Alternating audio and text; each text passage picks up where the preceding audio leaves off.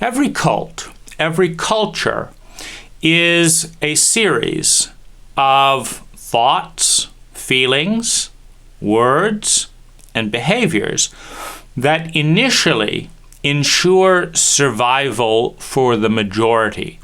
A cult or culture is born at a certain period of time in a certain environmental context where a paradigm, a narrative is developed, a value hierarchy is developed that helps the majority of people develop an identity that allows them to focus as one, to focus predictably, to focus normally, predictably, and survive a given environment.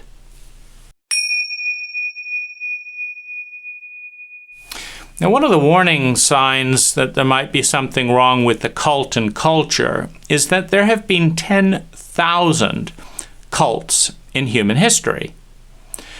Anthropologists track cultures through language, and there have been more than 10,000 languages in human history. Now, most of those cults, most of those cultures are dead. And every single one of those cults has been certain that its way of doing things was the right way to do things. And that's why we raise our children to do exactly what we did before. That's why we treat our children the way we were treated. Because cults are self-referential, and they die out for the same reason that they emerge. They emerge when a series of habits allows a majority of people to survive, and they die out when those same habits that have become institutionalized and dogmatized are clung to, even when the environment changes. And those habits guarantee the death, the failure, the suffering of the majority of people. And the cult is abandoned or destroyed and gives birth to a new cult.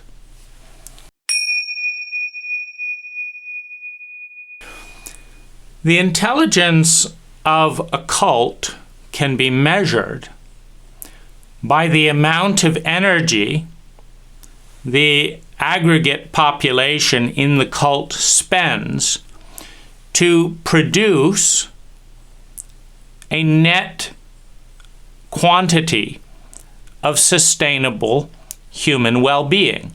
The most intelligent person on the planet takes little or no energy to generate massive amounts of sustainable well-being for themselves and other people. The stupidest cult or individual consumes vast amounts of time, money, natural resources, and feelings to make things systemically worse, not only for themselves, but for a large number of people.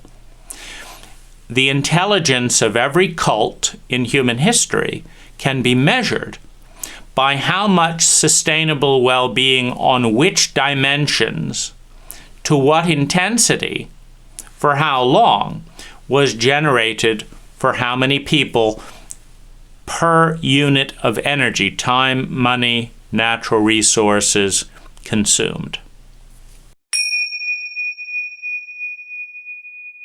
Every cult in human history has experienced a certain amount of trauma, which we could call the trauma quotient. The more traumatized a cult is, the more frightened the population in that cult is about change. The more frightened a cult is about change, the more its population clings to the dogmas and the institutional narratives in that cult and ignores the science and data that leads one out into the larger world, that leads one out to examine a bigger version of the world, than the self is currently presenting, or the culture is making visible.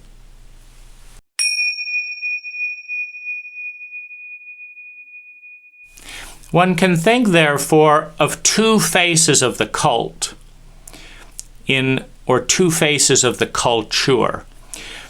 The original culture is an organic emergence out of science, observation, and data that says this way of being brings more abundance, more well-being mentally, emotionally, physically to our people than the way that we were doing before. We were wandering in small tribes and we united, and we started doing this and we invented this technology, and our culture prospered to some degree emotionally, physically, and mentally. And that this is the truer part of culture. This is the part of the organic growth and response that is data and science-based. Now, the other part of culture is the cult. And this is the blind, terrified, regressed, traumatized infant in every cult that says, I don't care what the data says. I don't care what they're doing over in Norway. I don't care that they're 4 times happier in Denmark. This is the way it is. This is the way we are. This is who I am because this is who you are, and you are this way because we've always been this way. And we're not going to be swayed by data. We're not going to be swayed by science. We're not going to lift to intelligence and examination or reason. We are going to dogmatically hold to a self-referential loop that has no space for other. And in doing so, we are going to slowly choke ourselves off. We are going to slowly marginalize ourselves into the waste heap of the majority of the 10,000 cults in human history that lie dead and irrelevant because they refuse to respond to the needs of their people.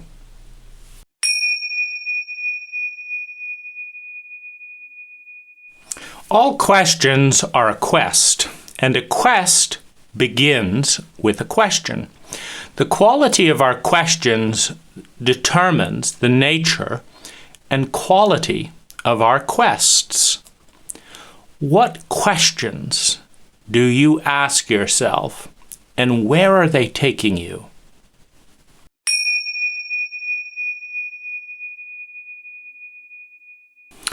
What skills, if I were to develop them, would bring the most value, the most sustainable well-being to myself and those I care about? And of those skills, which skills do I have access to a teacher, to knowledge? And of those skills, which would I enjoy and like to do the most?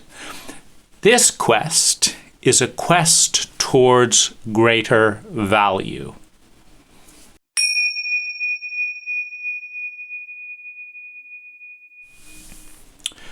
What is uniquely distinct, different about me, that were I to bring it into relationship with my environment, would bring balance, and with that balance, grace, and with that grace, heightened well-being?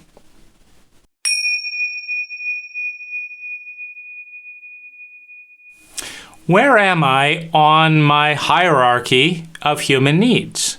Have I got survival covered? Security?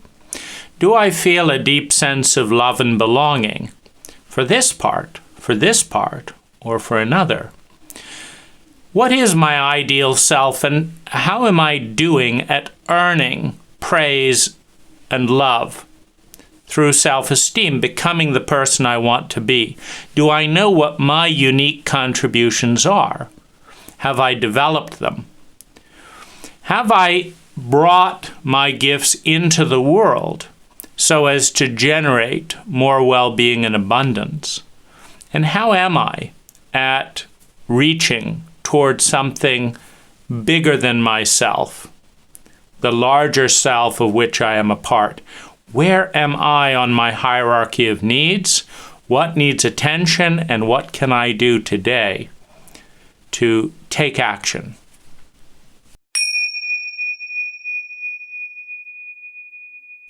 What matters most? What matters most to me? And from that point of knowing what matters, what is the most meaningful interaction that I can have in the world around me? In any place, with any person, what would be meaningful? And how can I make choices today that increase the probability, step by step, of that happening?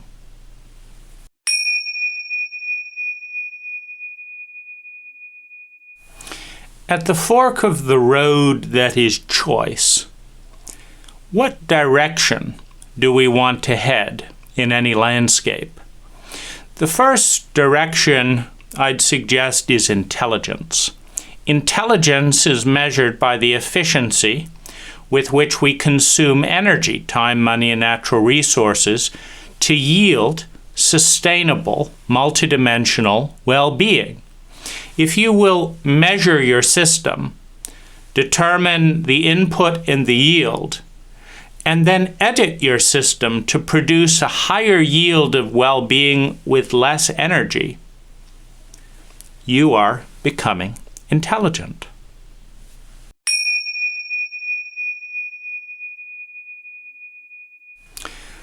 Initiating into the spiritual adult begins by moving through the child, the adolescent, the young adult stages of development and becoming aware of the witness, aware of the adult that is distinct, that is the one that walks beside us. And as that distinct witness, learning to love and adore and create safety, survival, security, love and belonging, self-esteem for that child, to create recognition and honor and challenge and curiosity for that adolescent, to explore oneself in the world, to find that freedom of the young adult. The adult is the one that loves the child, the adolescent, the young adult in a joyful service. And having fulfilled the child, adolescent, and young adult, turns outward to love others. The spiritual adult is the one who has transcended the cult in which they were born. Every cult carries part cult and part science. The science is healthy. The cult is the disease.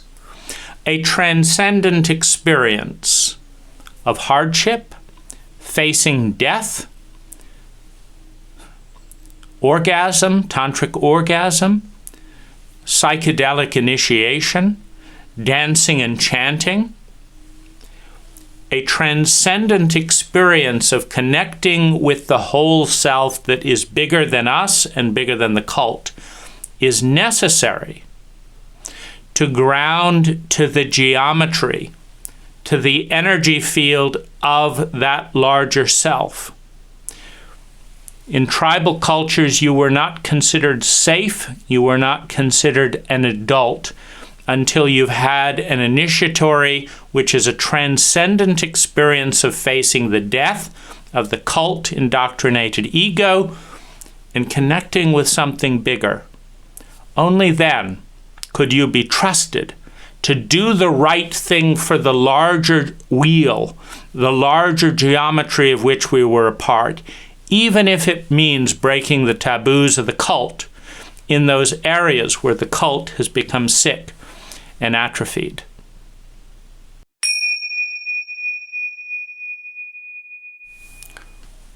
How conscious are you? How masterful are you at creating desired results in this domain, in this domain? All consciousness leads to mastery. All mastery leads to fun. How can you create more conscious, sustainable fun more intelligently in your reality?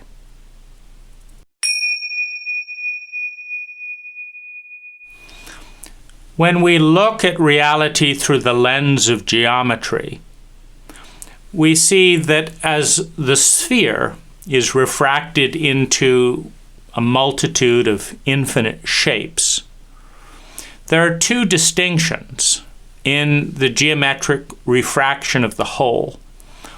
One is symmetry and one is complexity. A sphere is an infinite number of refracted lines, an infinite number of dots. As we break the sphere into a triangle, we have a very strong shape if it's an equilateral triangle inside a sphere, but it's not as strong as a six-sided star, two triangles. It's not as strong, as complex as a double or 24-sided geometric shape. It's not as complex. It's not as graceful as the spokes, 32 spokes on a bicycle wheel. So as we move towards symmetry, and you can think of the ride of life as a bicycle ride on the most elegant shape in the universe, the circle, the sphere, a feminine shape. And the spokes in your system, if it's a well-built bicycle, are equally distributed, and there's a lot of them. There's a lot of them so that there needs to be very little mass, very little energy. They're each holding the rim in tension.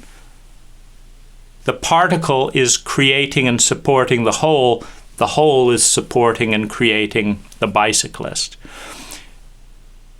How symmetrical and how complex is your system?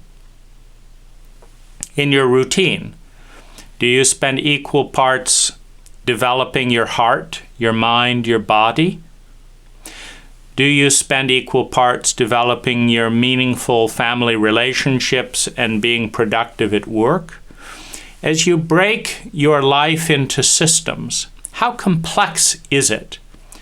And how symmetrical is that complexity? And do you need to transcend your cult in order to move towards a healthier complexity and symmetry?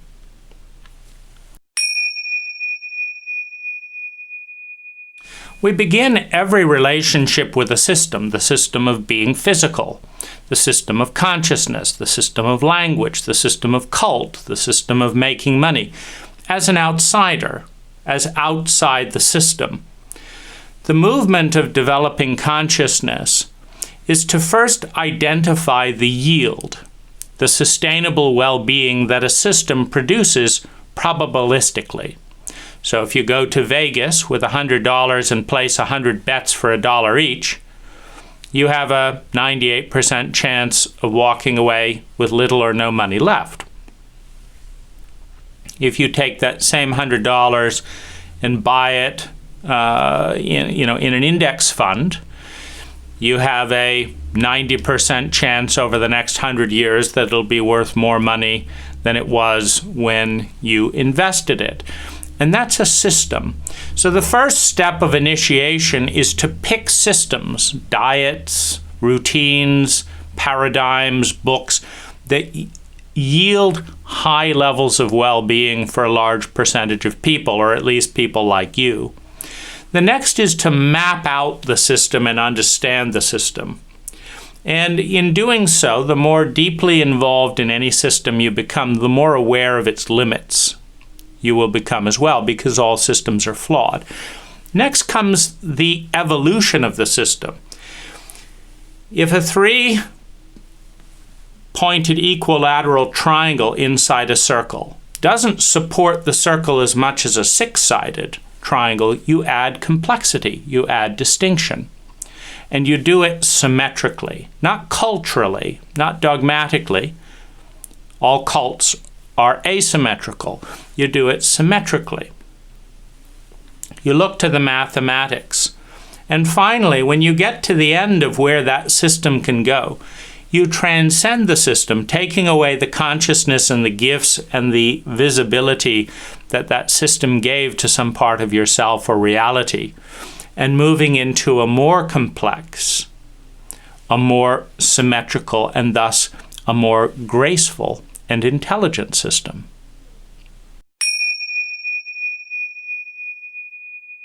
It's been really fun creating Slices of Sanity. I've talked for many hours about every single one of these subjects, and it's really fun to condense them down to the little bit of a nugget and just put it out there in 1 or 2 minutes. And I hope you've enjoyed it as much as I have.